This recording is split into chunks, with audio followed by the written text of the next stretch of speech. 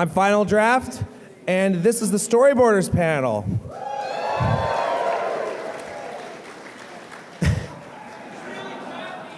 I know. Well, it was funny a moment ago, right before this started, the music was playing, and half of my crew and all my friends over there are like dancing. I'm like, well, they're having fun. Nice. All right. Well, without further ado, let's bring up on stage the two noted, wonderful storyboarders for My Little Pony Friendship is Magic, Raven Mollesy. Come on, Raven.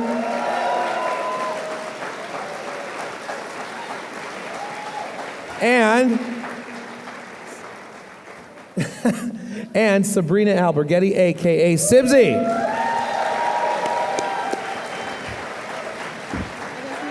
Scoot over.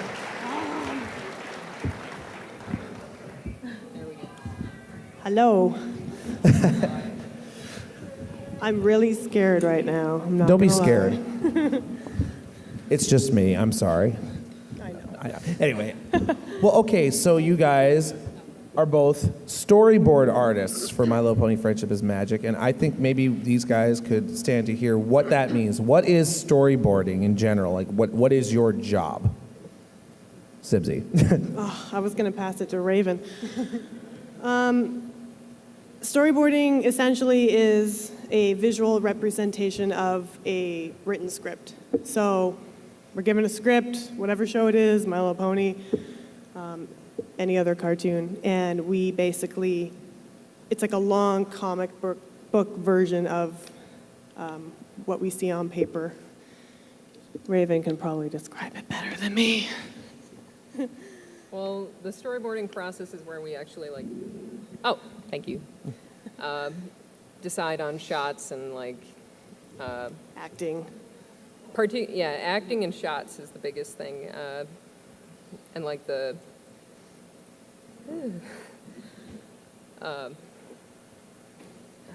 basically, we plot out everything you see in the show, every shot, every cut, every action a character does, every angle, every camera move. That's us. We're kind of like a director in a sense, but not really a director. The directors tell us if we're doing a good job or not. Yeah. But there's a lot of things we decide for ourselves, like personally, when we're doing the board that we kind of pitch to the director. We're given a script and we kind of have to sell it to them. We're like, this is how we can make it better. This is how we can make it funnier. We want to add to the script as much as we can to make it more visually interesting and make it something you guys actually want to watch and enjoy. Yeah, nothing is worse to us than a show where they just cut back and forth to talking heads. Yeah, talking heads is, the term. It's a derogatory term. Yes. Nobody wants that. It's also an awesome It's band really from the hard to 80s. explain in one sentence what we do. No, well... Because it's a little of everything. Well, and I was going to say, too, if you look at the way movies act, movies, animated movies, but also just, regular film movies are done, they also do storyboard work like that as well, especially CGI type stuff, too. So it's an inherent part of any kind of movie or show production is to have that visual representation of how it's going to progress. Because I think a lot of people, or at least in my case, too, I never really thought about it. You hear, okay, well, obviously there's a writer that writes the script, and obviously there's a final animation that you see on screen, but it doesn't just pop straight from a script to boom, you've got this whole sequence. I mean, there has to be somebody to develop that. I think it takes a lot of time and dedication and effort. So I think I'm always amazed when I see the episodes because you guys work so hard on building those scenes. So I guess, can you talk a little bit about maybe some of the scenes you worked on? Are you allowed to do that, or? Yeah, I think that's okay. That's okay? Only stuff that's been aired, obviously. Yeah. Well, for example, I know that you storyboarded Sibsy, the Big Brother Best Friend Forever song, right? Yes. So, you guys like that scene?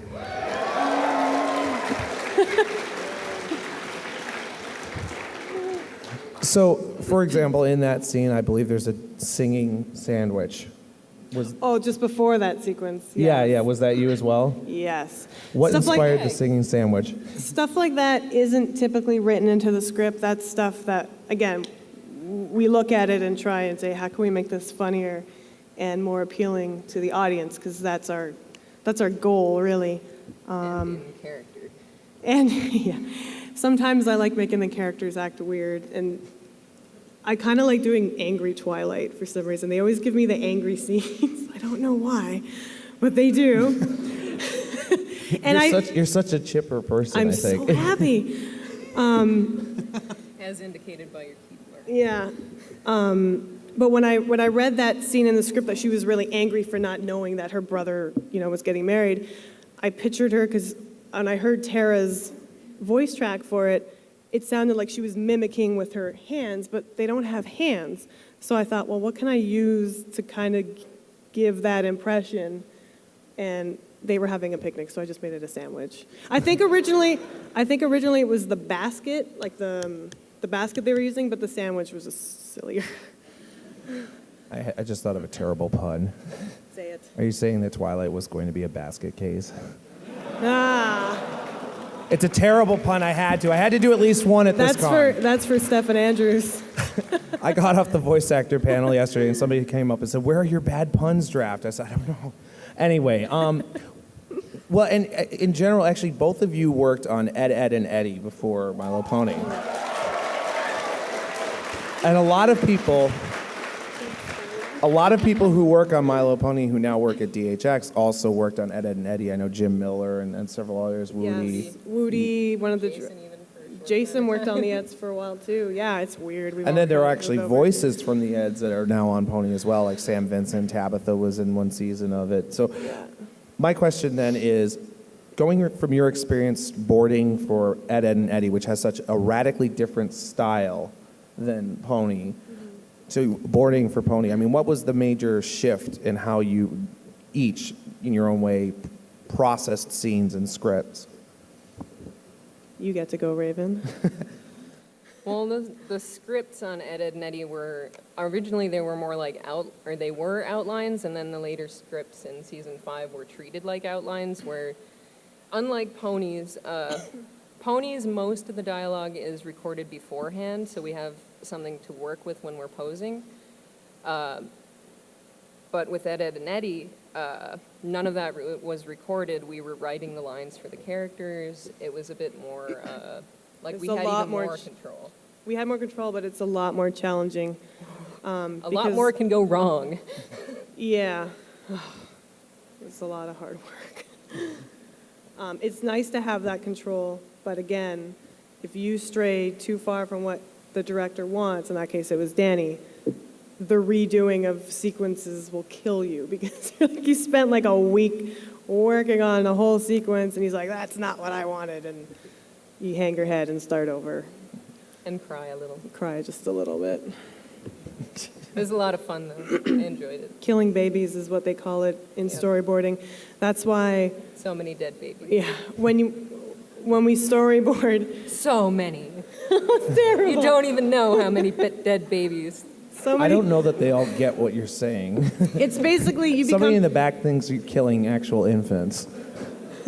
you become so attached to what you've done because you work so hard on it, and then someone just says nope, and they throw it out, and you start over, and a little bit of you dies inside, and you just pick up and you keep going, and the next version of it will always be better, always. So you always have to keep that in mind, that it's the greater purpose is to make the show as good as you can.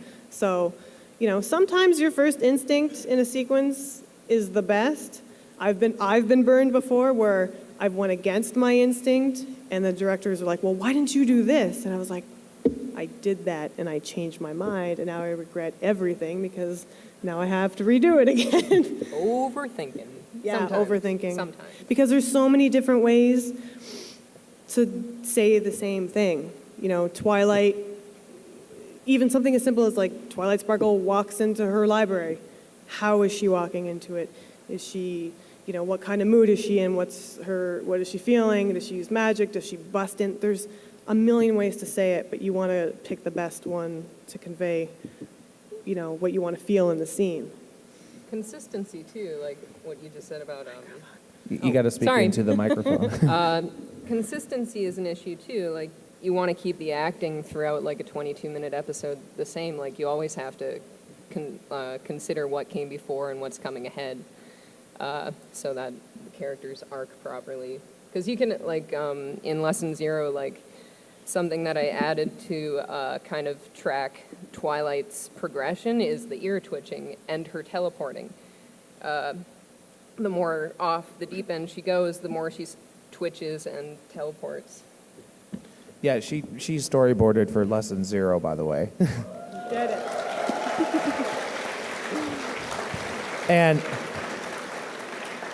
I have to say, I mean, that's one of my all-time favorite episodes, and I know it's a lot of people's favorite episodes. What did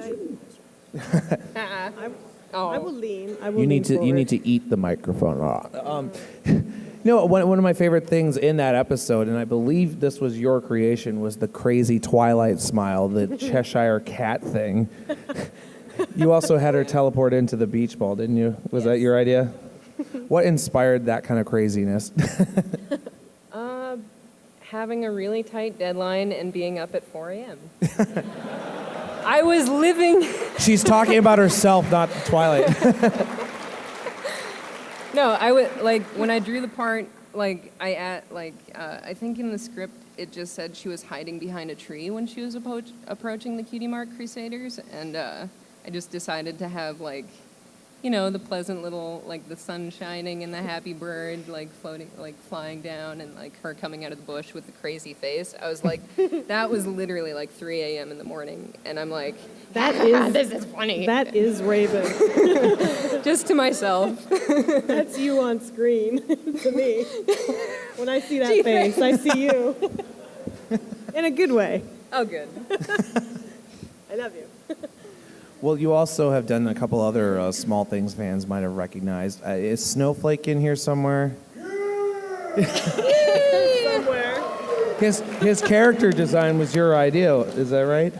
That was a collaboration, because, like, you when gotta we... eat the microphone. You gotta. Eat it. There you go, like this. I'm just too laid back. I'm like... But when we get the board, we have, like, a handoff meeting where we all just, the director, the supervisor, and the team working on it, we all get together and, you know, address anything we want to maybe change from the script to strengthen it, or, like, come up with gags and stuff, and basically... Or take things out for time. Or that happens Usually a lot. that's what happens. But with Snowflake, it kind of just began as like, Big Jim like makes a joke, and then like I add to it, and then Jason adds to it, and then we have this character. So like in the board, I kind of did a rough design of him, and then they did a polished design. Like I think Jason had a lot to do with that design. Yeah. The John Kay influence. Do you guys have any, and obviously not talking about anything that's hasn't aired yet, but do you guys have any little in jokes that you put in on the on a storyboard, or I mean as in like little details that weren't in the script that made it through to animation that you put in there? For example, at the panel on Friday, Sibsy, you mentioned that the G3 Pinkie Pie face was your doing. Yes, I've been trying to do that forever. Did you also do Pinkie with the thumb coming out of her hoof and all that? I think that was my partner, Dave. But yeah, it's just, I can't believe we got away with that. That was amazing. I was so happy. I'm like, this is so creepy. So good. A few months ago, I was talking to her, and she's like, this is going to be so good. This is going to be so good. The fans are going to be so happy. And then it was aired as part of a commercial. I know. They wrecked it before. They ruined the surprise. For me, I can't think of anything other than maybe there's one soon that's a completely inside joke, but it's hilarious, and no one will know it when it comes out. But I'm gonna laugh. But yeah, I will.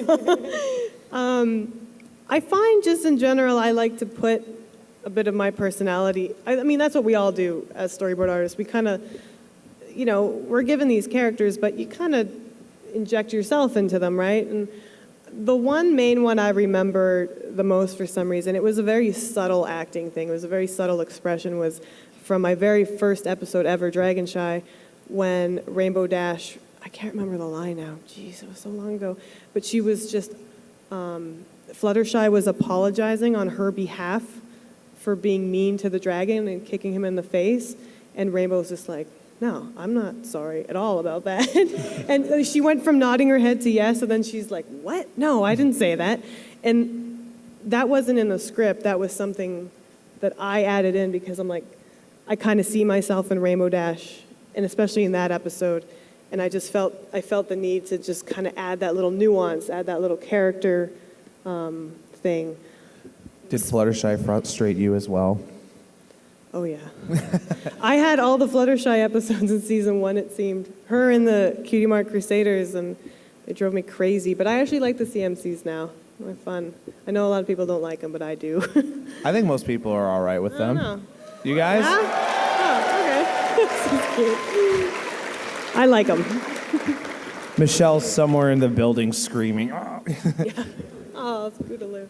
Raven, did you have any little moments like that that you were able to put into an episode that's already aired that you can remember? I'm blanking on that because I'm on stage under lights. Like, you mean just like... Well, like little details that maybe weren't in the script that you worked into your storyboards that... This wasn't in the script, but I felt because in the Crystal Empire Part 2, I added what I like to call the shame window, which is when Twilight thinks she is failed Celestia, and there's that, because they commemorate all of the victories with a stained glass window, I figured, it would really rub it in. Actually, now that you mention that, this is a little shameless on my part, but my mom does a lot of glass work, and she's actually working on that right now. Seriously? She made a version 1, and it burned in an oven by accident. I guess it was not meant to be in this world or something, but yeah, she's making another one right now. I really want to see that. Hi, Mom. But anyway, well, okay, yeah, I thought that was awesome. Thanks. Now, another thing you worked on, speaking of kind of glass, you storyboarding, at least I know, part 2 of the Royal Wedding episode. And do you guys remember the scene where Twilight's in the crystal cave and she's seeing reflections everywhere? That was her.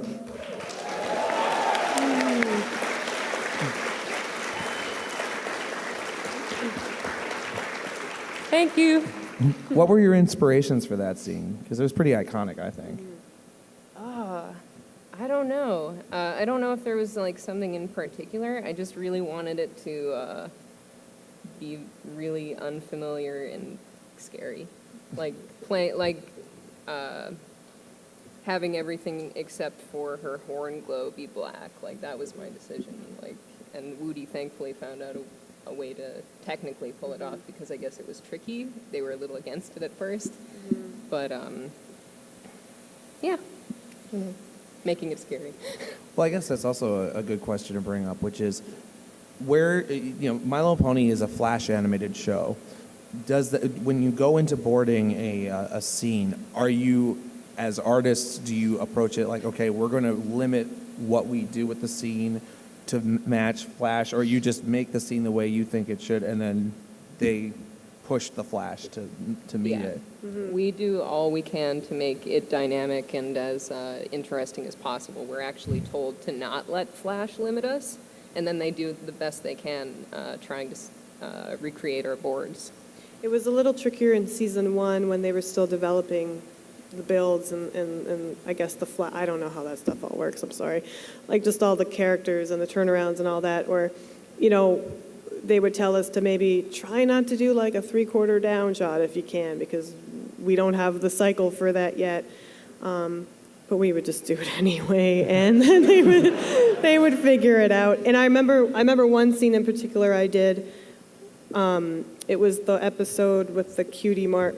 They were trying to get their cutie marks, and Apple Bloom thought she got her cutie mark, and she did the full rotation trying to look at her butt. And I really wanted to do it because there was no other way to show that, and I thought it would be adorable. And they were, there was a bit of hesitation, but we kind of came to an agreement where if I cut her off just below her legs, and that alone helped the Flash animators cheat, because that would have been the hardest part for them to animate. and they did it, and it looked beautiful, and I was happy that it didn't get cut out, because I just thought it was a cute little, character thing that I didn't want to lose, just because technically it might have been a challenge. Like, they want us to be challenged, and we always feel like they should be challenged as well. Do they ever come upstairs and just knock on your door and say, "What are you doing?" No, thankfully they do a really great job with what we give them. I find the more we give, the more information we give in storyboards, the more posing, the more acting, the better it will come back from animation, because there's less guesswork. We're giving them everything, and that's kind of how it was when we worked on Ed, Edd n Eddy. We did everything on that show.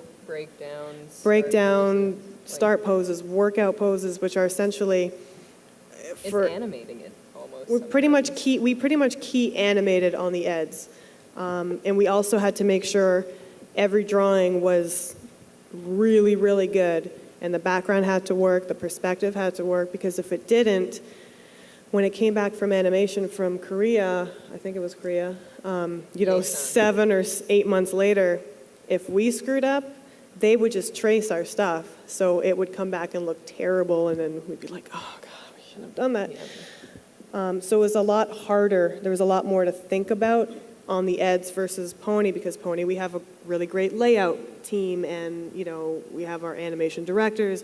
We have more communication in-house, whereas on the Eds, we didn't really have communication with the overseas animation studio, so we had to give them a lot more. But if we ever did a terrible drawing, we would always laugh when we watch it on Cartoon Network and poke fun at each other, saying, "Look at your terrible drawing on the screen." I had a bad drawing day, and now it's there forever. Yeah. Go back on the DVDs, just pause and laugh. Yeah. And now there's Tumblr, and now I keep seeing just that was a bad one. That was a bad one. 4 o'clock in the morning drawings. Yeah. Well, I remember, I think it was towards the ends of season 1, somebody put together a compilation of animation errors from season 1 of Pony, and I think I sent it to you, and you're like, "Why did you send me this?" I'm not an animator. Yeah, but I remember you were kind of watching it a little bit frustrated, but I mean, you got to be able to laugh at those kind of Oh, it's mistakes, hilarious. right? But again, it's the time restraints, right? We only have so many weeks to do, everyone only has so many weeks to do their job, and you just got to get it out. Have you ever had a mistake that has just been more funny than others that you can think of? Like, what's the most hilarious derp that you guys have done? In storyboarding? Yeah. That may be translated into... Nothing, because everything gets fixed before it goes to animation. Our stuff is perfect. That's a lie. I don't know. I can't think of any myself. Me either. We've done so many drawings. So maybe it wasn't a lie. Maybe it is just perfect. I just know. assumed it was. It was a test there. No, because to make it's sure. seen by so many people, right? It goes through so many phases. If it's not caught by this person, it's caught by the next person, and it's changed and it's fixed. And sometimes they don't get fixed, and people make compilations of them on the internet, and we laugh. Well, another question I had for you, Sibsy, and maybe Raven, I'm hoping that this will be true for you soon too. Sibsy, you've done some comic book covers actually, as well as your storyboard work. And comic work. And comic work? Yes. Yeah. So tell the microphone that. They don't care. She's And like over comic here. work.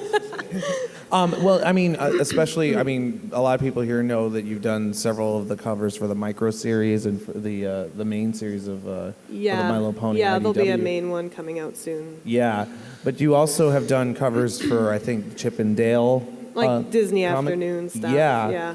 Is there it's pretty awesome. Have you guys seen these yet? Yeah. She has a giant Darkwing Duck poster that I've been begging her for years now. I'm never going to get it, am I? It's exclusive to 4 people. Me, Tad Stones, and the two other of my artist friends. We're the only ones that have them. You should describe it for them. It's like the Obama poster, the red and blue, but it's Darkwing and it just says dangerous on it. Awesome. It's huge. It's awesome. I want it so bad.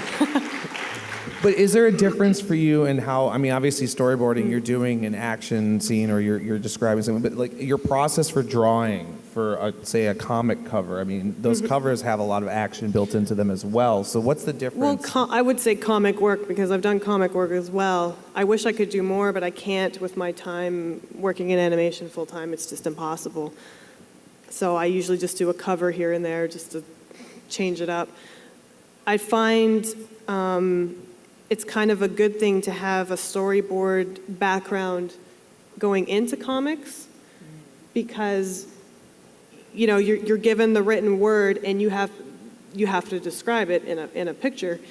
I find with comics it's a little trickier though because you only have one panel to say what you need to say. Comics are a little more liberating in the fact that you don't have to make sure things hook up, as we call hooking up in animation, where if Twilight is always standing on this side, if you cut around, you cut back, she still has to be on the same side. Comics, you can kind of move them around and make your, your composition, prettier because you only get one shot to do it, so you want to make it look as nice as possible. But I think if you can do comic work successfully, if you can, tell a story in 6 panels on a page, you'll probably be okay doing storyboarding because visually you're getting across what you want to get across in a clear manner. But it's kind of easier going backwards. It's kind of a break going to comics from storyboarding. For me. In the same family, I Yeah, guess. because it's all sequential art, essentially. Well, I have one last question for you before we go to Q&A. So before I get to that question, you guys may notice that there is a microphone right here. This microphone on its stand right there is for questions. Remember, like any other one of these panels, you cannot ask them any questions about stuff that has not aired yet. No, they will not tell you about details from season 12. I'm sorry. I've tried to ask, and I've been kicked in the shin, and it hurt. But anyway, Not true. my good friend here, Kat Whitney, who in her own right is an amazing artist. You may have seen her work on DeviantArt. Yeah. Right there. Kat, wave, Kat. There you go. Kat is going to just be making sure that your questions are kosher. And so I have one last question for you two before we get to them, which I'm is listening. the medium on which you do your artwork. Do you, when you're doing storyboarding, use lead or ink, or do you work now almost exclusively on digital? Because I've seen you guys do, artwork with physical pens, yes, just like pens. But when you're working on the show or you're working on your comic cover, I mean, what's the standard now for you? Is it digital or is it analog? For me, at DHX, Cintiqs, pretty much. Sketchbook Pro. Yeah, Cintiq, for those who don't know, I get asked that a lot online, what I use, and when I say a Cintiq, they don't know what it is, so I'm just going to explain it for those who might not know. It's essentially a giant computer monitor that you physically draw directly on. It's not a tablet where you're drawing here, and whatever you draw appears on your monitor. You are directly drawing on your monitor digitally, and I like it because I have this weird bad hand-eye. I can't do the tablet thing because my brain doesn't work that way. Unfortunately, it'd be a lot cheaper. All right, first question then. Hi, so regarding any past episodes of MLP, was there something that you were going to put in that didn't make it into the final cut? Was there something you put that you? Tell me if I got this right. Something that you were able to put in the last minute? No, I'm sorry. Regarding any past episodes of My Little Pony, was there something that you wanted to put into the storyboard that didn't make it into the final cut? Many babies, yes. This is what we're talking about. I can think of a small thing in Hurricane Fluttershy, which was another one I did with Dave Weeb. There is the part where Angel is kind of, that was the thing I added, Angel consoling Fluttershy while she's really upset. But there was another part where the squirrel was offering her acorns, and I had a scene or two that just got cut for time, but it made its way in where Angel was jealous of somebody else trying to console her, so he kicks the nuts out of the squirrel's hands. I kind of wish it stayed in just for a character thing, but, you know, he's nice, but he's still kind of being a jerk. Possessive. For me, I think I'd mentioned this in maybe another interview. One of the recent ones was the Too Many Pinkie Pies episode. There was a sequence where they went and destroyed Rarity's boutique. Like they just tore it down, and Rarity got mad, and she's like, well, how would you feel if I went and tore down your sweet shop? And she, in a fit of rage, she goes over and tries to knock down the sweet shop. She can't. She's straining, and Tabitha did the most amazing horse neighing, pushing sounds. And I was like, no one's ever going to hear this. And I was so bummed. And all the Pinkie Pies just come anyway and just tear the whole sweet shop down regardless. So I was like, and again, it was just a time thing. There was a lot of gags in that show that got cut for time. Oh, I wish one day that they could release the animatics that have all that stuff in it. Because, I mean, it does exist in some form, just not the final form. Yeah. Thank you. That'd be cool. What was that? Oh, he said DVD bonus features. Yes, and please. I agreed. That would be cool. Aw. Hi. First, I would like to say I'm glad that you got the apple bloom running in the circle thing. Oh, I'm glad you And liked it. my question is, who are your favorite ponies? Raven. Loaded. It's not loaded.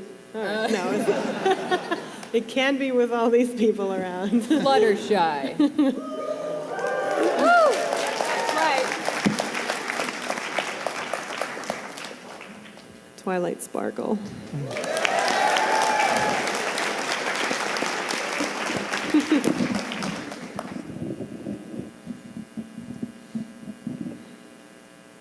So this is for both of you. Which shows were you most proud of? Oh. Ponies?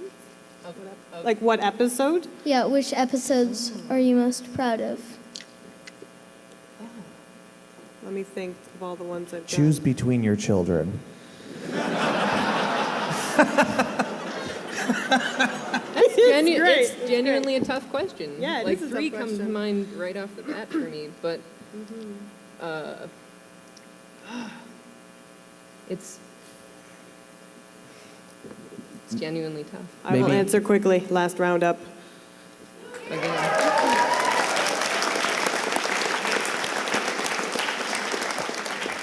And for me, it's a really hard choice between Lesson Zero and Hurricane Fluttershy, but thanks. Both good ones. Both good. When you do the storyboard, is it frustrating to just draw these ponies because they're kind of hard to draw? Rarity's hair is like Yes. like having to draw it over and over at different angles. It's like It's funny, like during a break of My Little Pony, like once I'm done a season and I'm on another show for a while and I come back, Rarity's hair is always the first thing. I go, how do I draw that again? And I have to look at the model sheets.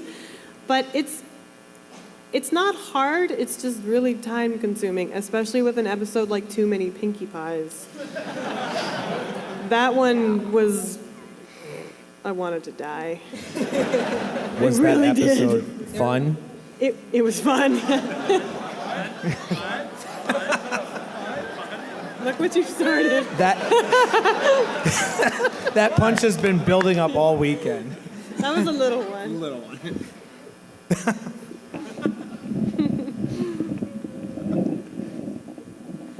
My question is most likely for both of you, but did you guys help at all with the overall design of the show, like what the ponies look like, what the town looks like? No. That was all Lauren, pretty much.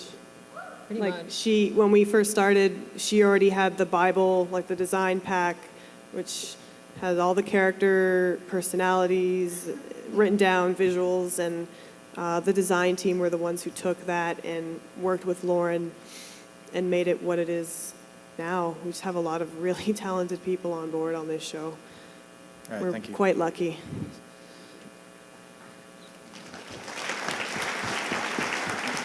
Hey, First off, I want to say you both do an absolute amazing job. You too, Final Draft. And my question is, as a storyboard artist myself that recently graduated from college, what's the best advice that you can give from your experiences for a starting storyboarder? I guess entering storyboarding, pretty much everyone I know started out as a storyboard revisionist, and that would probably be the best. You said you've gone to school for it, or you're in? Yeah, I've worked on a couple of shorts too, done a few storyboards, and I can Okay. relate to some of the stuff you guys have been through. And say that's probably the shortest route I can think of. Because Revisionist is good because you get to see everybody's boards come in, because you're just fixing what the director calls that might not be working or acting, like little things, but you're able to see how a storyboard artist works from start to finish, and just seeing the physical boards, or the digital boards now, I guess, you kind of just kind of take it in, you know? And I find usually revisionists, if you do a good job being a revision artist, they'll bump you up and say, hey, do you want to try a small sequence in, the next episode? They'll give you, a little sequence to do and see how it goes. Thank you very much.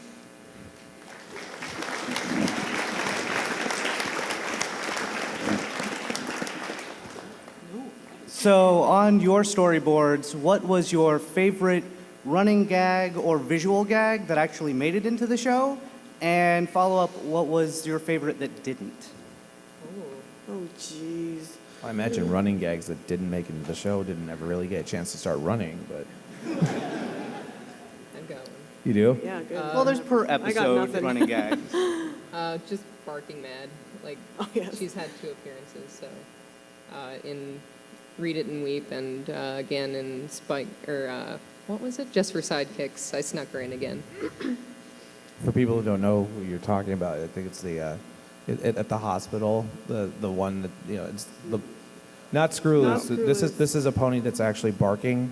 You guys remember Yeah. that? Yeah, at The crazy hospital. barking pony. Barking mad. I guess that's like a fan name that's been dropped. I don't know.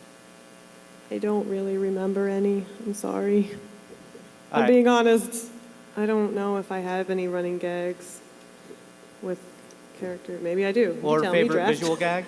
Pardon me? Or favorite visual gag? Visual gag? Well, I do know one gag you do. Well, it's not necessarily a gag, but there's one thing that you've added to all the song sequences that you've worked on, and that's the way the ponies sing. The way they do the faces, like in Peanuts. Oh, yeah. I guess so. That's just a visual thing, though. Well, yeah, but that's what he's asking. Okay, well, it's not really, it's not funny to me, but it's a thing. Like I said, it's not a humorous gag. Yeah, I think I was the first person to draw the ponies with their heads back and just the mouth open wide, and then they somehow adopted that. Now that's the standard. I don't know. It's like the Peanuts face when Charlie Brown sings, and it's just a big mouth. But that kind of caught on, and now it's a thing, I guess. It is. I also like to do this weird thing. I don't know why I do this, but I do this with the back leg. Sometimes you'll notice if a character gestures while they're talking and their back hoof goes up, just kind of out. That's me. It's always me. And there's no rhyme or reason to it. It's stupid, but I just do it.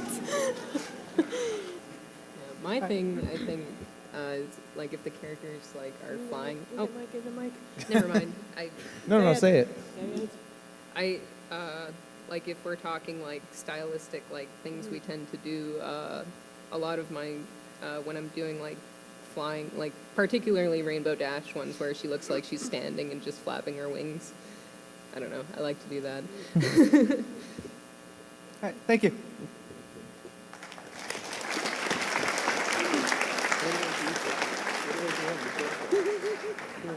This is for both of you. Like the question before last, I used to do some screenwriting in college. And I was just wondering, what kind of a script do you like to see that makes it easy for you to do your work? A short one. No, I'm dead serious. Yeah. Because if it's crammed with dialogue, it gives us very little opportunities for acting. And And- visual gags that we Yep. all like, yeah. Because if there's a lot of dialogue, guess what? There's not as many visual jokes, like, which is unfortunate. And if we want like to play a moment pretty somber, like nobody talking, there's no time for that if it's like jam packed. Gotcha. Cool. Well, thank you.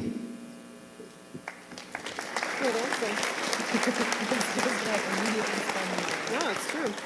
Hello. Hi. I'm going to try to keep this short, but I was one of a couple of panelists who on Friday did a drawing tutorial over in the Orca room. And we were flabbergasted by the number of people. We expected like 20 maybe. And we got to the point where they had to empty the room out due to a fire code. Oh, wow.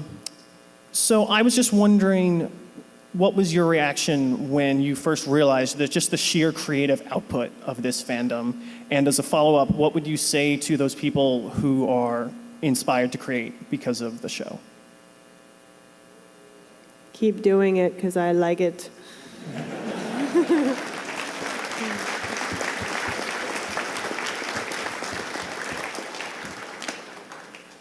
And the cool thing I've seen in this fandom, like a lot of the things people are doing are things that can eventually grow and expand beyond just this fandom. Like I'm seeing a lot of people learning how to storyboard, learning how to animate, like things that will like get you a job at some point, you know, like keep it up if only for that reason. Like you're training yourself and you have an audience that is giving you feedback, and that's really valuable.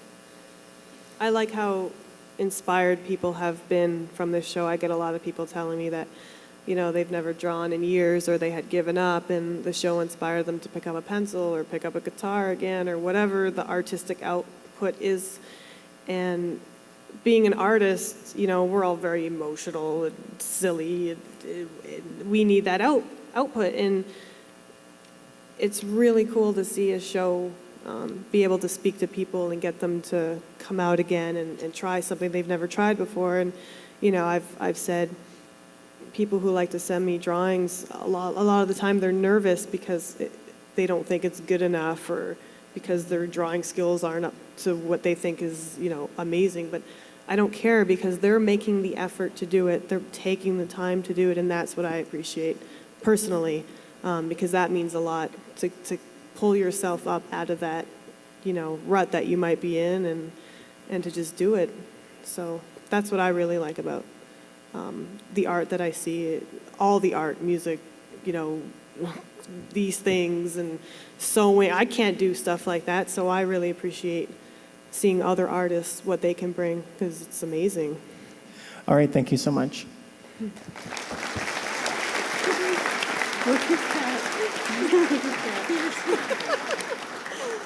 My question is, sometimes when you're reading a script, some people come up with different outcomes, different staging, different choreographs, alternatives. So I was wondering if you ever encountered those, and what have you done with what did you do with the alternatives? Do you get Minority Reports? Nobody else got that reference, whatever. It was a bad reference, I'll admit it. Well, what he's asking is, do you guys sometimes have, say, multiple versions of the same scene that gets boarded, and then how do you pick which one goes through? We don't present multiple versions. We might, like, I know personally for me, I'll board something out, and then maybe I'll look at it and then go, it's not strong enough, and I'll do maybe like tweaks according to my own judgment. And in that sense, there's maybe a few versions, but then like it really starts getting into other versions when we start pitching it to the director, and they start like helping us add jokes and stuff. Like, does that answer your question? Well, I think it's just that you guys get assigned to certain scenes, right? You know, so you're not having, say, 4 people who are all assigned to do the same job, and then they pick one of those 4. No, that would be really overkill. Like, and There's no time for that. There's no time or budget to do things like No, over not in again if you don't television. have to. Yeah. Usually we split a script in half. We have a partner, we'll split it in half. Sometimes I like to work sometimes not doing, like I'll take the back half and my partner will take the front half. I kind of like splitting it up into parts so it doesn't because everyone has different styles, right? Everyone boards differently. Everyone has different shot ideas. And Right. I found in a few other shows that I've worked on where you could really see the difference of when one person was storyboarding the first half and then halfway through it sometimes gets more boring or not as interesting because the artist might not be as strong as the person they're working with. So it's nice to kind of play to the board artist's strengths. Like if someone's not very good at action stuff or comedy, we'll give it to the board artist who's stronger at that. And it kind of gives you a nicer balance so you don't have to do things over because there's no time to do it. Okay, thank you. I did not answer his question. I always hear animators recommend 12 Principles of Animation and the Animator Survival Guide, but I've yet to hear a storyboard artist recommend anything. So is there any particular piece of literature that you think is essential for any aspiring storyboard artist to study? And if not, why Like haven't you written it yet? Because we're drawing ponies.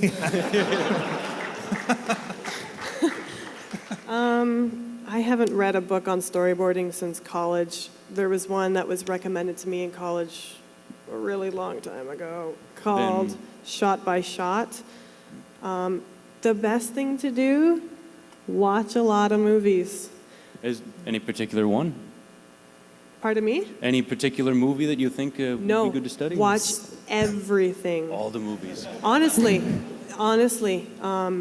we would have movie nights together when we used to work at AKA, just so it's like seeing a storyboard. You're just absorbing by seeing visually, because you might get a script and you're like, oh, I can kind of reference back to something that I saw in this Alfred Hitchcock movie, or and make it kind of feel and how did they approach it and how can I approach it similarly. You don't want to copy, obviously, but that's what I was told more so than reading. You have to see it. You have to see what other directors are doing.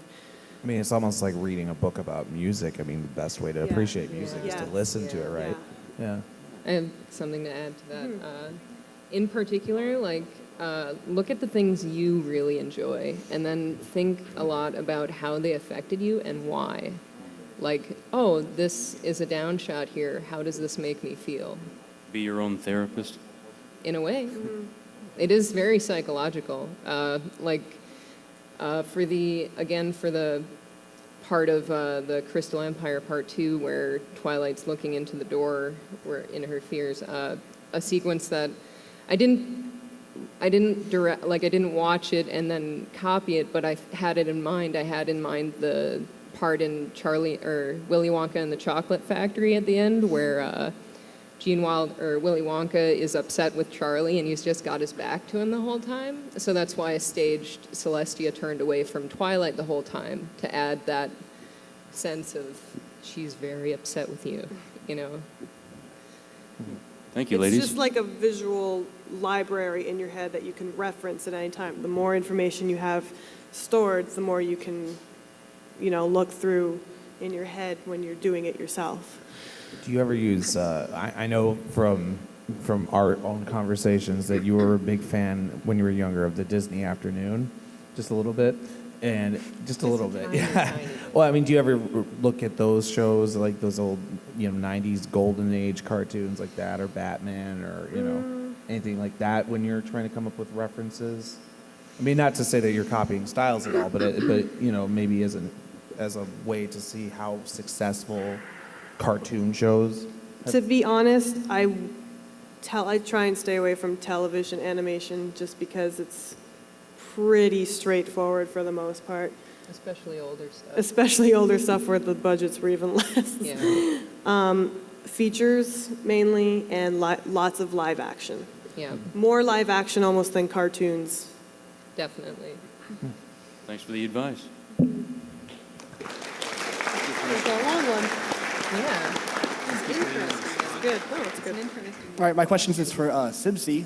Back in season 1, you had a scene where you had Barry Punch go right for the punch bowl. And there's a lot of us that like that scene a lot. And I was wondering, you might have had any plans to possibly include more Barry Punch in the future, kind of with those kind of things happening again?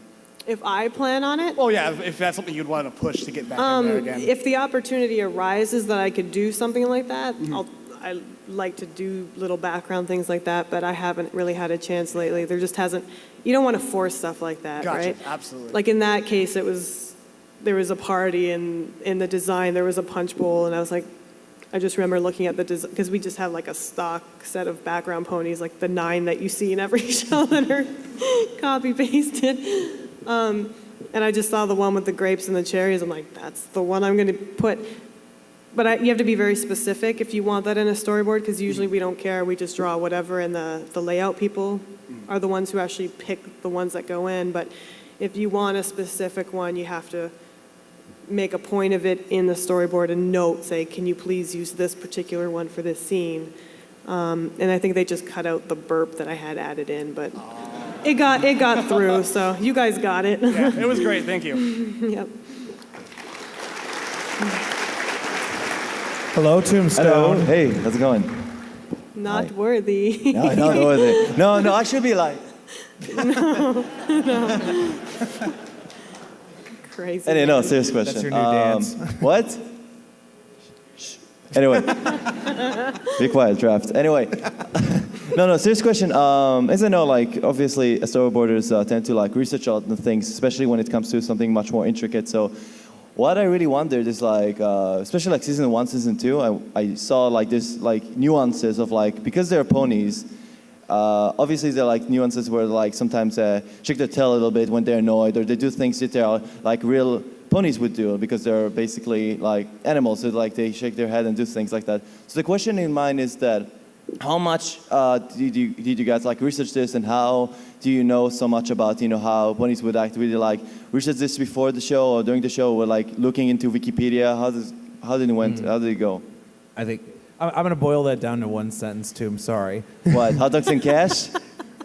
I didn't say it, you did. Okay. We have an inside joke. I'm just going to tell everyone about this. One of his favorite bands, who he introduced me to, and I love, is Hadag Nahash. Am I saying it right? Yeah, they said it right, yeah. Yeah, they're an Israeli funk band. And anyway, the first time I heard it, I said, hot dogs and cash? So we've been yelling that at each other for months now. Anyway, I think what he's asking is that in the show, you see the details of how ponies, behave, right? Yeah, They may do an ear twitch here or tail twitch, or they have these little motions. Did you guys do research before you started boarding to try and work some of that realism in? Does that sound about right? Yeah. Okay. Got it. He's like, yeah, whatever. Yeah, whatever. Just ask it already. No, It's a but good question. Yeah. It's a good question. You want it? Yeah, like we always, like, especially like when there's something like, that's kind of impossible for a human to do, like certain poses and stuff. Like we look at them for like, I know the series Bible had like horse drawings and then like pony drawings next to them, and because they're very based on like what Lauren did with actual horse drawings.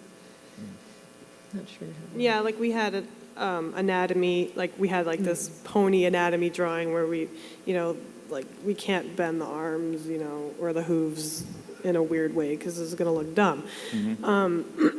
And Lauren was I remember Lauren was very adamant about not making them human, like I guess the other generations of ponies. If they have a horn and they need to lift something, use their magic. Don't use their hoof. I try and keep that in mind when I board today, and I find that some people forget that, and I'm always like, don't make them human, because it's weird. Like if they're picking up something, have them picking it up or have them go down to their drink. Sometimes it just looks cuter and it's funnier because it's awkward. Yeah. Like with Applejack, I think the Philomena episode where she's going to eat stuff at the table, but she can't because she's feeling so scared about screwing up. I don't think that would have been as charming if she just picked it up and put it down, Yeah, fair enough. All right. Yeah. Oh, man. Fingers, woo! It's been so long since we've drawn hands. That's why Spike was, I really enjoyed drawing Spike because he's Because like... you can hold stuff, yeah. And Rainbow Dash is fun too. I remember when we first started the show, I think it was Woody had given us a whole bunch of reference from that old Disney cartoon with the flying donkey and said use that as references to how you can push her poses in the air, because Rainbow Dash is super fun to draw because you can get her off the ground and gesture more with, body language, not just a head tilt or an eye, furl or whatever. Yeah. So, yeah. But not to just don't make them look like they have broken hooves because it's creepy. That would look awkward, yeah. All right, thank you. Thanks, Toom.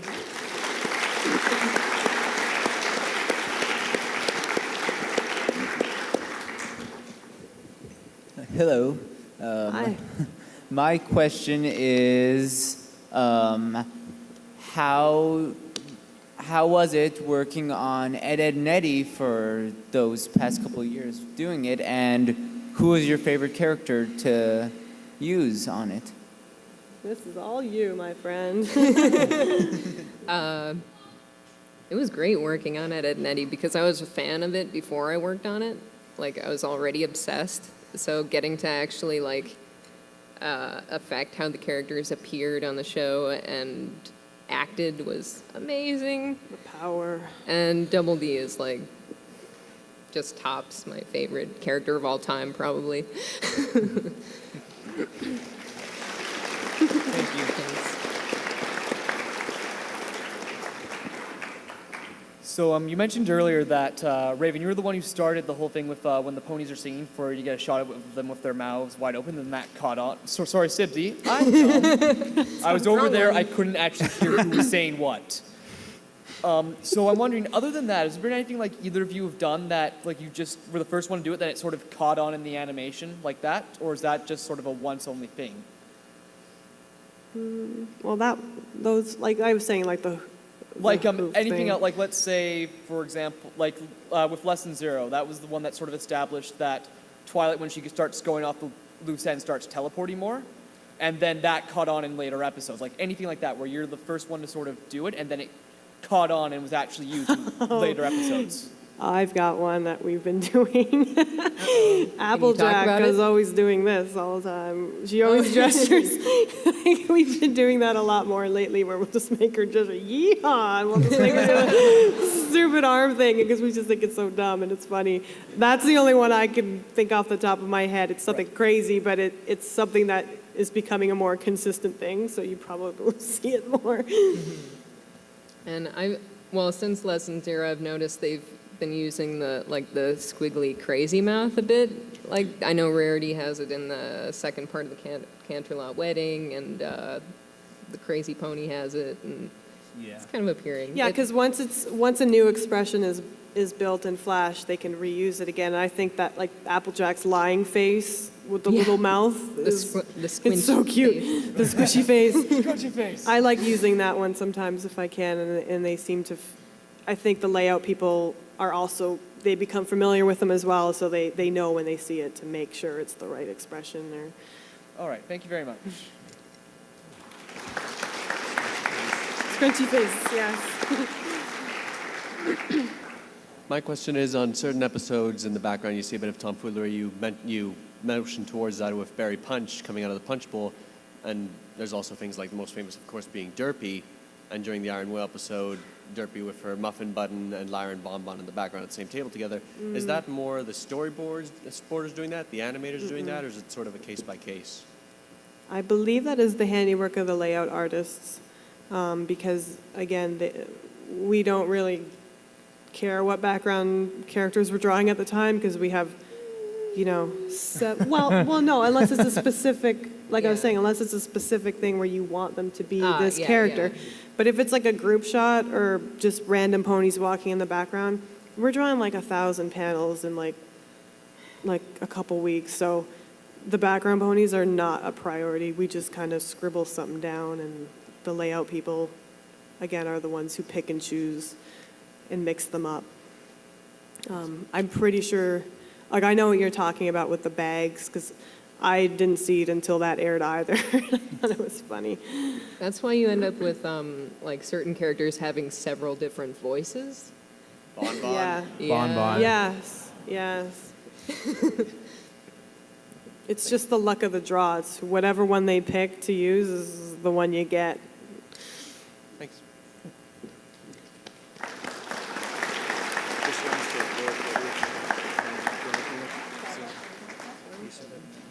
Hello. Hi. First of all, I'd just like to thank you two for everything you've done and are doing and will do. Thank you. On behalf of everybody here too. But for myself included, everybody watching the stream and later probably on YouTube, I'd like to ask if you could give some helpful advice and words of wisdom to anybody that wants to enter into the animation. Draw constantly. That's the biggest thing, because it's a lot of people look at drawings and then say they can't do it, but like it's directly proportionate to how much time you put into it, and that's the biggest thing because you want just the best drawing skills you possibly can have, like even before, no matter what position you're trying to find, I guess. Yeah. And don't get discouraged if you apply somewhere and you don't get in right away. I remember when I applied in college over 10 years ago, I didn't get into animation on my first try. I was applying to a very hard school to get into, that only accepted so many people. And yeah, you're bummed out, but it should drive you to push yourself and to not be discouraged. It sucks, it really does. Let's be real, but if you really want to do it, you'll find a way. And I find if you want to be in animation seriously, you really, really have to want to do it and love it because it's not easy. It's stressful. There's a lot of criticism, critiques that, you can, after a while you can, it can crush you. And you kind of have to develop a thicker skin, at least from my experience over the last 10 years that I've been doing this. But it always makes you a stronger artist. It's just how you deal with the criticism that'll kind of, show you where you're going to go, because you can either stop and say, I'm not going to do this, and just give up on it. Or you can say, well, maybe they're trying to help me get better. And if you take it as a positive, how bad can it be? You're only going to go up. It's a tough industry. It's competitive. It's just the honest truth. And if you're good at it, it's not a 9-to-5 job. No, if you're expecting normal hours, forget it. No. Remember what we. I don't mean to sound like a downer. I'm just trying to give the honest, it's fun, it's cartoons, and, how can you complain you're drawing cartoons for a living? But like I said, there's a lot, I guess it's like any job, anything get you down, but it's where you go with it. Push yourself and just be grateful that you're drawing this for a living and you're not sitting at, Drawing Mando Pony? Yeah, well, whatever. Once or twice. All right, thank you. Yeah. Well, I don't want to sugarcoat it. Yeah. Hi. Hi. My question would apply to both of you, and it's which character expression is your favorite to draw? Like you guys mentioned, Applejack's lying face, or maybe Rarity complaining. What is your favorite character expression to draw? I can answer this. Go ahead, yeah. Crazy Twilight and Angry Twilight. I also enjoy Angry Twilight's good. And sad Fluttershy. You broke everyone's heart. Yeah, I sympathize a lot with Fluttershy though. Like there's certain characters that like you really empathize with, so it's enjoyable to draw, like to really get into their head, and that's all I mean. I'm not like trying to torture Fluttershy. I like Rainbow Dash to draw the best because she's kind of a badass, and I really just like posing her, like, because I feel that in me sometimes, you know, and that's me coming out in her. And I know it's kind of boring. I'm sorry.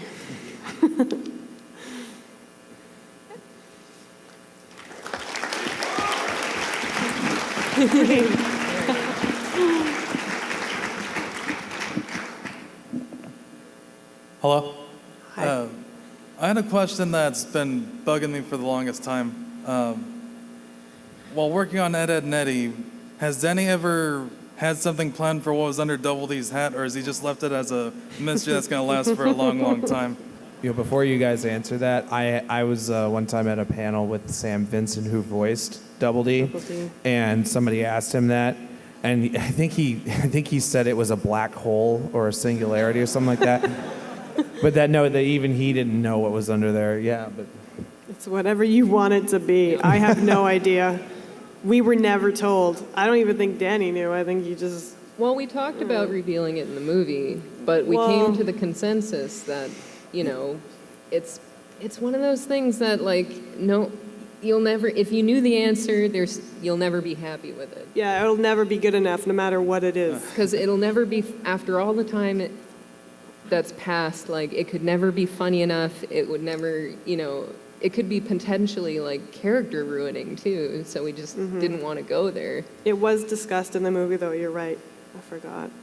I remember that. Then it just got censored in the movie. Yeah, we like to tease people. I think you can give it like a Zen answer. It's everything and nothing all at once. Well, we wanted to, because we gave away the brother in the movie, like, we didn't want to give everything. We still wanted, like, some mystery. And created new mysteries, like, what was that scam at the beginning? Yeah. No one will know. Nope. Thank you.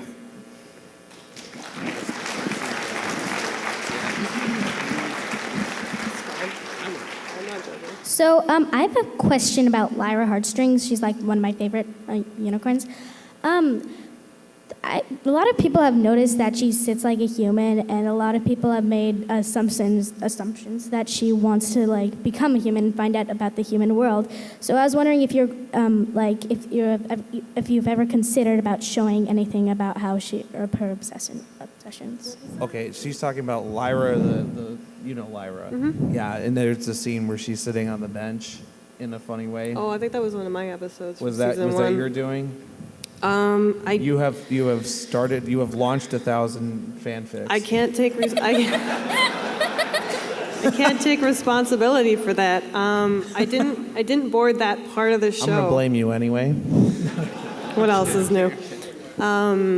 I didn't board that part of the show. My partner Nicole did. It doesn't seem like something Nicole would do. I think that could have been one of the layout people just a little bit bored and like, let's try making a pony sitting down on their butt instead, and look what's happened. But we can do that in storyboards, but I'm pretty sure I wasn't the one to do it. But still, it started a lot of fandom. It did.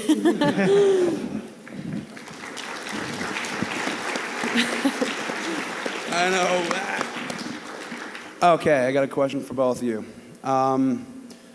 What would you consider would be your watermark background pony or ponies, like Barking Mad for one? Who would you consider be your, like, when you do a scene that you, like, push for, you know, background pony-wise?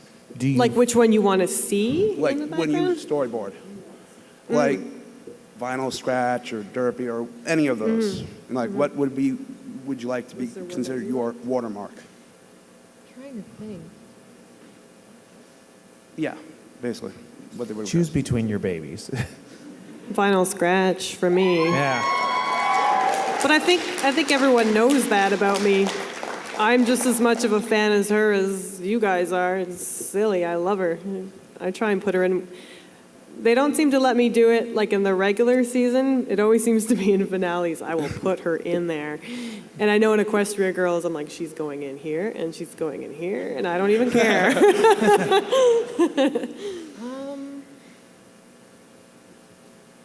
I'm not sure.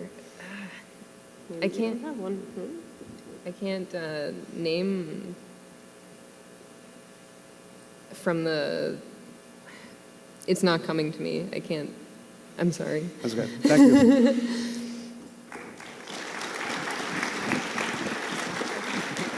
Hi there. Hi. I just wanted to ask, somebody mentioned earlier, the guy who was asking about background ponies, see, you told him that, and you told all of us, I suppose, that you essentially do 1,000 panels a week, which is kind of just mind-blowing to me. So I just kind of wanted to ask, sort of put it into perspective, how many panels does it usually take to do one episode? How many pages do you go through? How much paper do you waste? How many trees do you kill? Sort of, that sort of thing, Because I just want to get in a greater appreciation for what you guys do. How many forests in British Columbia are gone now because of that? Many. Well, we do digital now, so we're saving trees. The Eds was another story. Eds was all on paper. Eds was I remember our Ed panels, we called them Frankenstein pages because, Yeah, like, oh God, they were horrible looking. I'd be at the photocopier for a long time because sometimes you don't draw things the same size, but you like the drawing, so you're like, Yeah, we had to be very consistent with sizes on the Eds. I see. Panel for panel. You didn't want them growing or shrinking because, again, because the animators were pretty much tracing our stuff. Right. If we did that, it would show up. So there'd be a lot of cut and paste and sticky notes over to redo expressions or pushing poses, just like white out and tape, and I swear the boards were like this big at the end. they were craft projects, really. Oh, goodness. Yeah. That sounds like fun. But I find with ponies, for me, when I board, I'll do about 30 to 35 pages of thumbnails, 20, about 5, 10, 15, 20 thumbnail little boxes per page. Right. So 30 pages of those, and then that translates. I do very tight thumbnails. I like to draw everything out, whereas some people, like Ravens, are super loose, like tiny little drawings. Literally a thumbnail. Like literally thumbnails, what they're supposed to be. I find my panel counts are usually like 900 to 1,000. Oh my goodness. Finished, cleaned panels per episode, like per half an episode. That's just my half, so double that. All right. I remember the Daring Do episode was over 1,800. It depends on the episode, yeah, because like It was a lot of action in that episode. Me and Dave Weeb, like, so many drawings. Late nights. Like that pan through when she's jumping over, or when the crocodiles are coming out of the ceiling and stuff like that. Like that, pretty much all the key posing I drew. Like, so it like you end up with like 30 drawings to a scene. Goodness. Oh, wow. Well, thank you very much for everything you guys do. Hi. First off, I'd like to thank you for like the third time for watching my Mando Pony group. That's just mind-blowing. Second of all, here's my actual question. Is there a certain school that you have to go to be a storyboarder? No.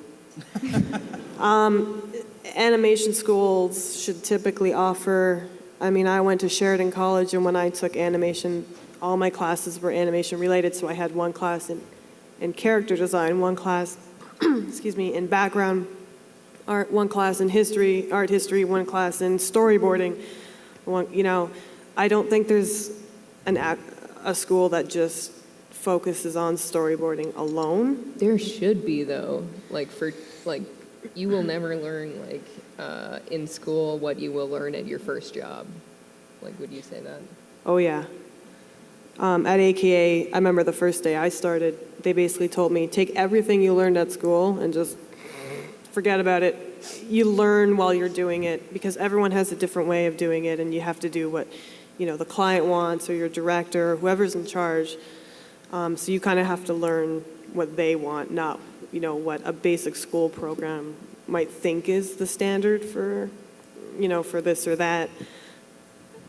It's nice to be well-rounded in animation and be familiar with all the aspects of animating, and laying things out and stuff. But Yeah, because like on the Ed's like layout was kind of like something we had to keep in mind because they're tracing her drawings. Like I was going to say this earlier when we were talking about what storyboarding is. It's changed from what it used to be for television. It used to be more like storyboarding for film, where you just like, if you've ever seen like the making of The Lion King, where they have like almost like a few drawings to represent an entire scene. That's not what storyboarding is for television. Television is like it's more like layout and animation and storyboarding combined. It's a lot to keep track of. Also for Sibsy, I have kind of two things here. Pardon me? I have gifts for you. Oh, thank you. You want to come? You can come up now. Come up. There's stairs over here.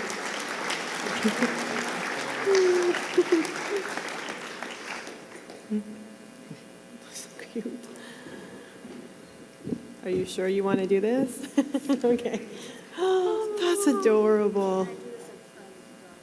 Oh, thank you so much. Look at this.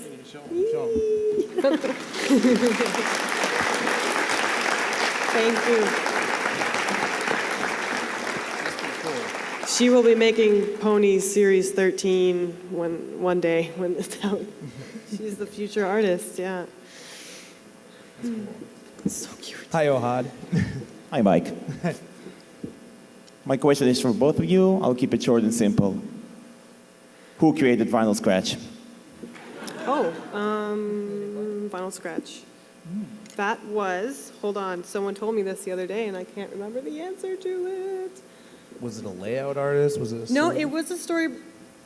Oh, it was a fellow named Mike West. I'm pretty sure it was Mike, and it was just they needed a DJ pony just for that one, whatever the first time she appeared. They just needed a quick DJ pony in the background, so he just drew that on the storyboard, and then I guess it would have been Rid at the time, took that design and turned it into Vinyl Scratch. Now, usually it doesn't work that way. Usually we get the designs for new characters before we start storyboarding, so we have a reference to work from, any new characters. But in the case of Snowflake's his name? Muscle Pony? That's his name now. Yeah. In the case of like Snowflake or your barking one, they'll do the design after because it's such a funny element to the show that it's called a board pull, I believe. Yes. When the board artist comes up with something that wasn't originally designed, they'll take that page, they'll pull the board page and make a new design based on what we come up with. So it's kind of a treat sometimes. But yeah, it was just Mike. They just needed someone, and now she's this huge thing all over T-shirts. Thank you. Yeah. Okay. So I want to know who had the idea of Pinkie Spy, and when she walks up to Twilight Sparkle wearing a Fluttershy suit. Tom? Which part? Pinkie Okay, in Spy. the Crystal Empire episode where Pinkie Pie comes up to Twilight and speaks to her, but it looks like it's Fluttershy and it's actually Pinkie in a Fluttershy suit. That was Tom. I think that was Tom, who's also responsible for Tom. Well, he wasn't responsible, but he is the Tom from Tom the Rock, who is now. And it was Lauren. It was Lauren that made Tom the Rock. I'm pretty sure, and I apologize if this is the wrong information because it's going to be all over the bloody internet if it's not. Lauren,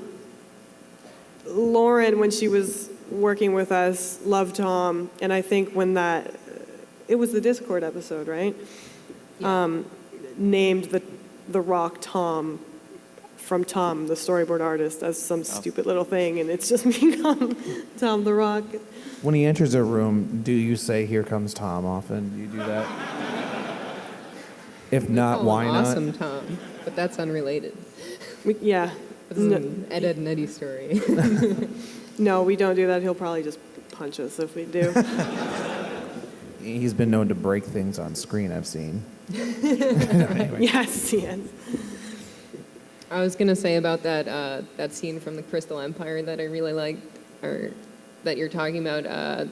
There's a detail after that that I really like, where Fluttershy walks onto the suit of herself. Yeah. I'm pretty sure like Tom put that in there, and I Yeah. thought that's so funny to me. Just wanted She to didn't say she like didn't like it. Yeah. credit that to Tom because it's so hysterical. Thank you.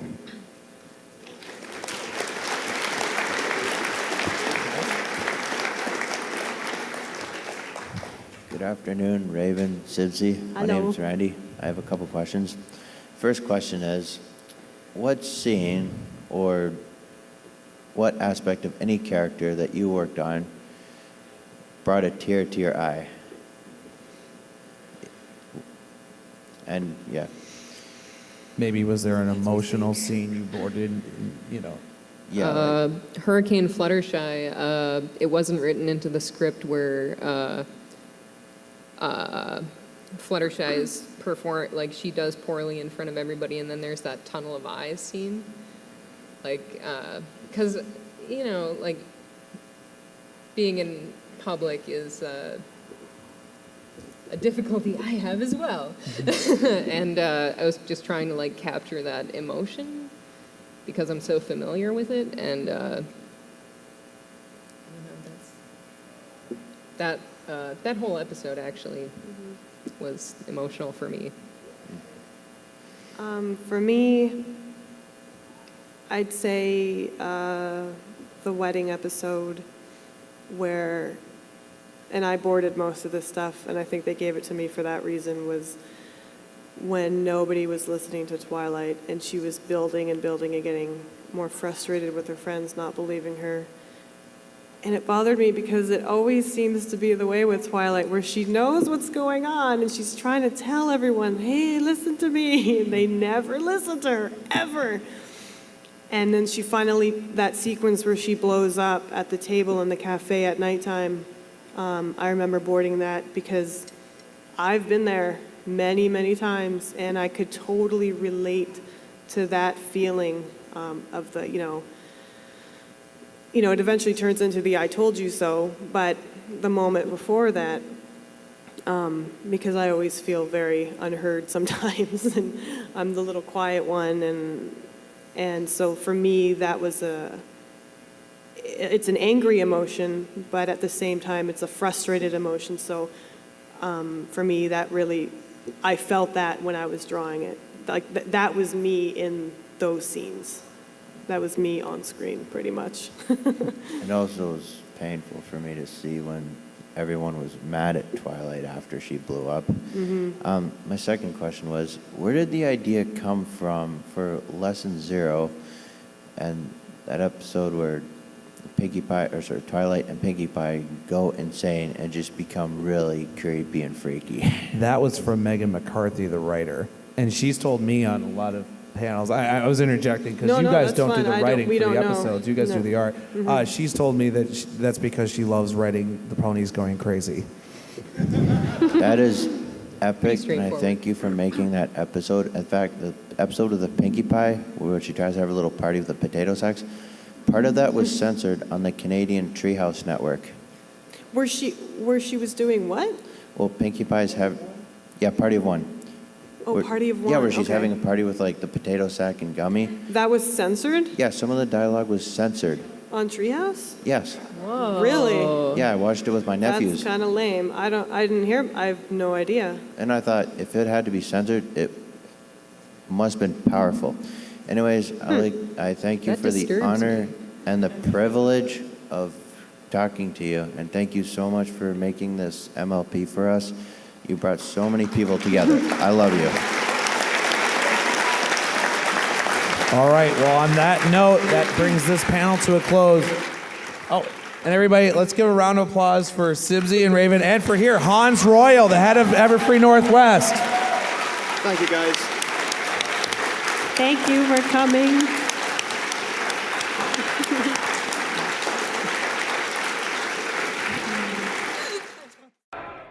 I'm Final Draft, and this is the Storyboarders panel.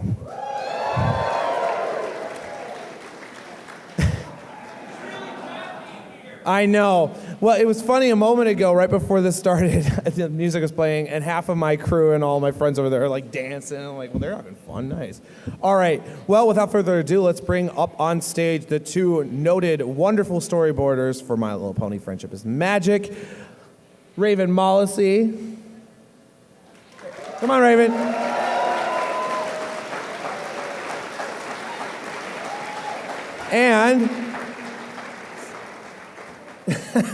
And Sabrina Alberghetti, a.k.a. Sibsy.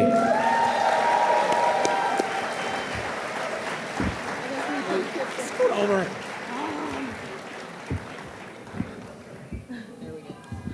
Hello.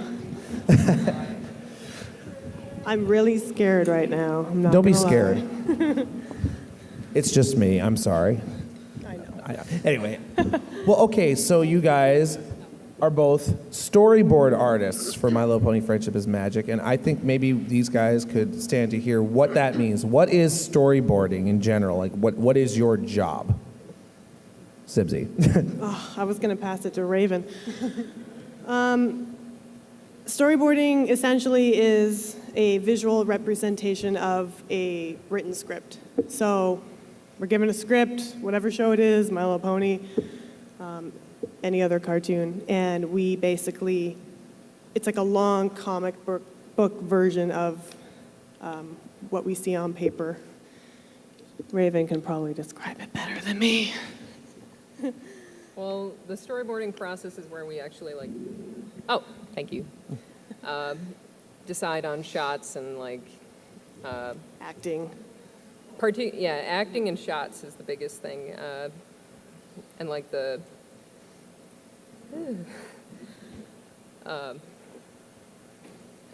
basically, we plot out everything you see in the show, every shot, every cut, every action a character does, every angle, every camera move.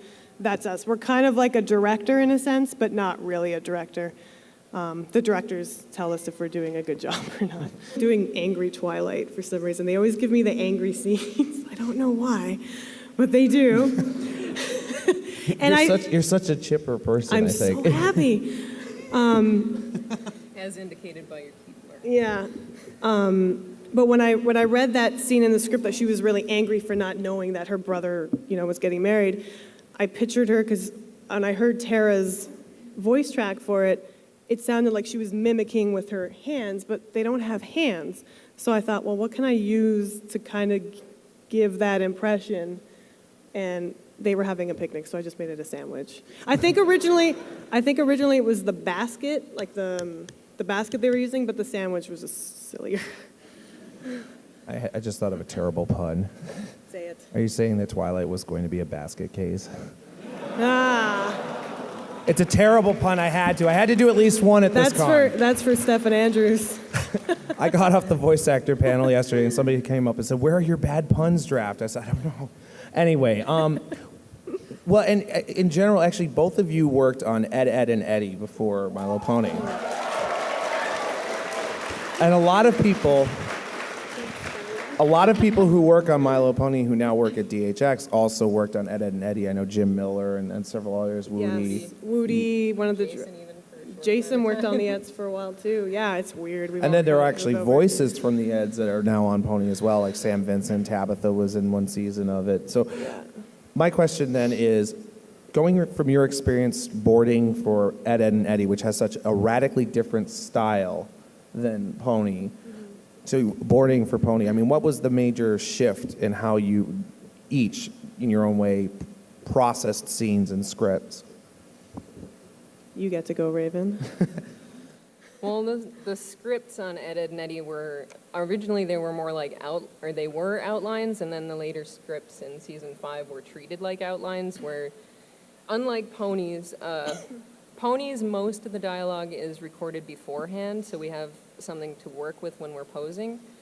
But with Ed, Edd and Eddy, none of that was recorded. We were writing the lines for the characters. It was a bit more we had even more control. We had more control, but it's a lot more challenging. But there's a lot of things we decide for ourselves, like personally, when we're doing the board, that like we kind of pitch to the director, like. Yeah, do like it- we're yeah. given a script and we kind of have to sell it to them. We're like, this is how we can make it better. This is how we can make it funnier. We want to add to the script as much as we can to make it more visually interesting and make it something you guys actually want to watch and enjoy. Yeah, nothing is worse to us than a show where they just cut back and forth to talking heads. Yeah, talking heads is, the term. It's a derogatory term. Nobody wants that. It's also an awesome It's band from really the hard to 80s. explain in one sentence what we do. No, well, Because it's a little of everything. well, and I was going to say too, if you look at the way movies act, well, movies, animated movies, but also just regular film movies are done. They also do storyboard work like that as well, especially CGI type stuff too. So it's an inherent part of any kind of movie or show production is to have that visual representation of how it's going to progress. Because I think a lot of people, or at least in my case too, I never really thought about it. You hear, okay, well, obviously there's a writer that writes the script. And obviously there's a final animation that you see on screen, but it doesn't just pop straight from a script to boom, you've got this whole sequence. I mean, there has to be somebody to develop that. I think it takes a lot of time and dedication and effort. So I think I'm always amazed when I see the episodes because you guys work so hard on building those scenes. So I guess, can you talk a little bit about maybe some of the scenes you worked on? Are you allowed to do that or? Yeah, I think that's okay. That's okay? Only stuff that's been aired, obviously. Yeah. Well, for example, I know that you storyboard Sibsy, the Big Brother Best Friend Forever song, right? Yes. So, you guys like that scene?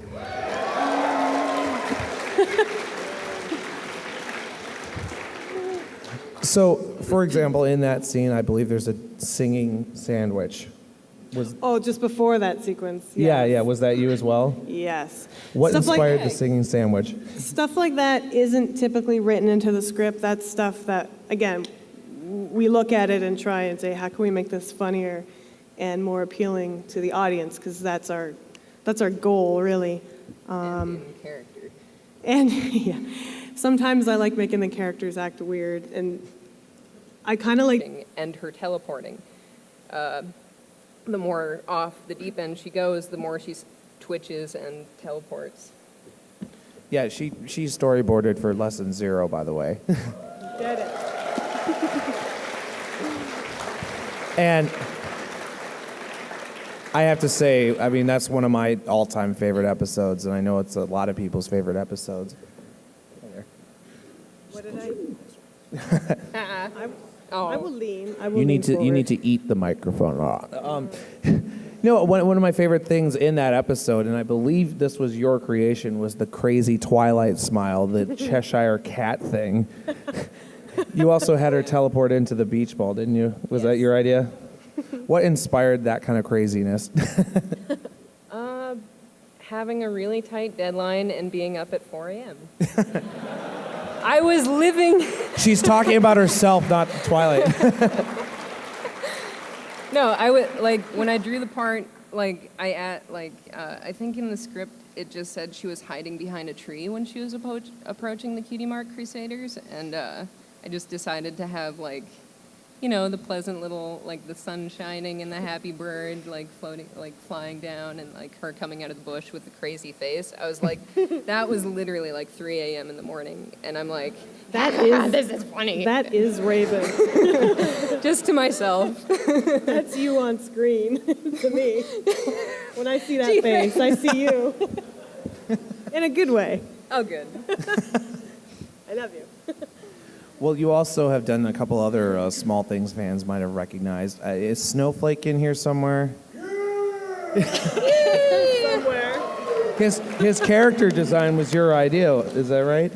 That was a collaboration, because You when gotta we eat the microphone. You gotta. Oh. There you go, like this. I'm just too laid back. I'm like. But when we get the board, we have a handoff meeting where we all just the director, the supervisor, and the team working on it. We all get together and address anything we want to maybe change from the script to strengthen it, or come up with gags and stuff. And basically, Or take things out for time. Or that happens Usually a lot. that's what happens. A lot more can go wrong. Yeah. It's a lot of hard work. It's nice to have that control, but again, if you stray too far from what the director wants, in that case it was Danny, the redoing of sequences will kill you because you spent like a week working on a whole sequence and he's like, that's not what I wanted, and you hang your head and start over. And cry a little. Cry just a little bit. It was a lot of fun, though. I enjoyed it. Killing babies is what they call it in storyboarding. That's why, So many dead babies. yeah, when we storyboard, So many. it's terrible. You don't even know how many dead babies. So I many, don't know that they all get what you're saying. It's basically you Somebody in become the back thinks you're killing actual infants. you become so attached to what you've done because you work so hard on it, and then someone just says nope, and they throw it out, and you start over, and a little bit of you dies inside, and you just pick up and you keep going, and the next version of it will always be better, always. So you always have to keep that in mind, that it's the greater purpose is to make the show as good as you can. So, sometimes your first instinct in a sequence is the best. I've been burned before where I've went against my instinct, and the directors are like, well, why didn't you do this? And I was like, I did that, and I changed my mind, and now I regret everything because now I have to redo it again. Overthinking. Yeah, Sometimes. overthinking. Sometimes. Because there's so many different ways to say the same thing. Twilight, even something as simple as like Twilight Sparkle walks into her library. How is she walking into it? Is she, what kind of mood is she in? What is she feeling? Does she use magic? Does she bust in? There's a million ways to say it, but you want to pick the best one to convey, what you want to feel in the scene. Consistency, too, like what you just said about... You got to speak sorry. into the microphone. Consistency is an issue, too. Like, you want to keep the acting throughout, like, a 22-minute episode the same. Like, you always have to consider what came before and what's coming ahead so that the characters arc properly. Because you can, like, in Lesson 0, like, something that I added to kind of track Twilight's progression is the ear twitch.